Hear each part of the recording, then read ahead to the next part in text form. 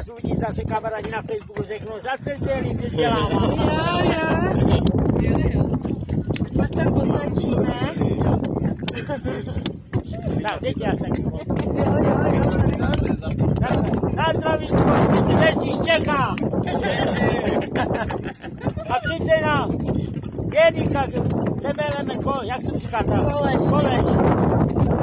Kukuřici kouky a kořálku, míče a jde to dopředu. Že muziku i nějakou. No, to jsme měli, ale dneska to nějak bylo, že pršelo hodně, nešlo to s muzikou, no. No, nám pršelo na Rovensku, jo.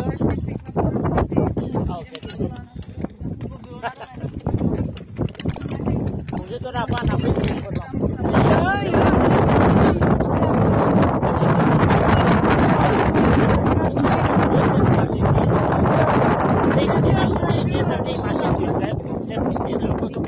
Když tam pomá moje něco, tak tak všichni bude vědět, ne? Takže...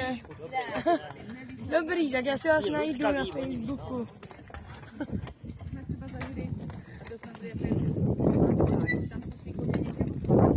Tady je nejkrásnější výhled. Mně se nikdy nechce jít do toho kopce ze spoda. Vždycky chodíme tudy. No ono je to moc prudký, a ničko jak je to takhle. A ani to není tak hezký. Není, tohle je lepší tady. Ale tady je ten potok vidět. Aha, no to je právě nejkrásnější, tady to údolí mám hrozně ráda.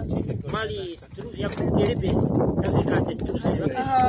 No, byli tam, a víte, rumí na to, ale jsem nějaký kamarády, kteří mají prachy, jak říkají, jako české místa, že možná byste tam dali něco. Nasadili jako. Nasadili, jo. Říkal, jeden by tam dal 1000 dní, že má jako možnost to přichystat. Jo, když vám to Rumuni vychytají. Oni nebudou to vidět, že to bude malý, uvidíme na to, co obstaráme, když že turistika funguje, ničko strašně tady. Pro rybáře. No, pro vás, jakož to bude ryba, tak bude skupina velká, si může jít rybu a si na Génika si popeče, ne? Nebo k těm